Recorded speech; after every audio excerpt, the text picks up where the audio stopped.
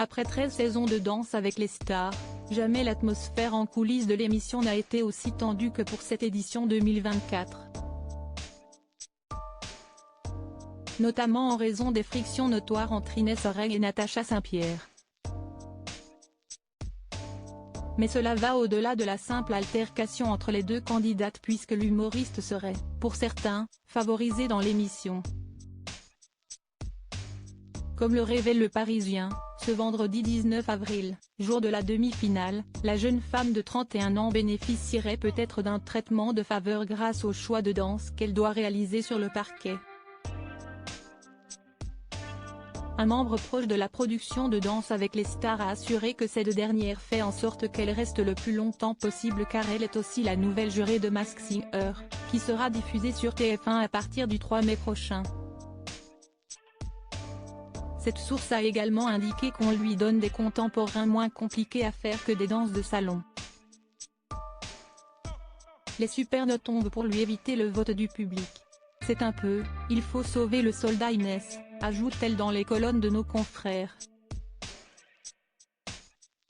Rappelons qu'Inès Oreg a réalisé un contemporain le 16 février, suivi d'un Bollywood puis d'une rumba contemporaine. C'est avec cette dernière performance que l'humoriste a décroché le premier 10 de la saison. Supérieur à Camille Husser, Yanis Marshall. Ces personnalités recalées de Danse avec les stars sont une candidate favorisée face aux autres. Le Parisien souligne aussi que depuis les premières émissions de Danse avec les stars, les danses contemporaines ont toujours été parmi celles recevant les meilleures évaluations de la part des jurés.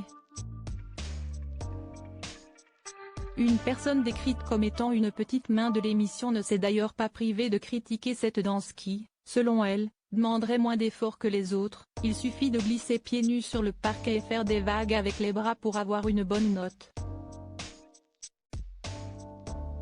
De son côté, Keona a exprimé sa frustration après avoir reçu des 7 lors du dernier prime alors qu'elle effectuait une samba, qui, comme l'a précisé le chorégraphe Christian Millette, est probablement la plus difficile, la plus technique des danses latines.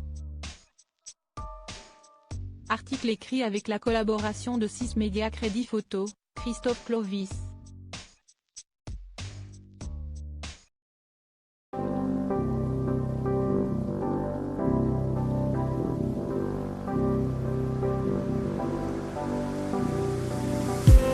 I just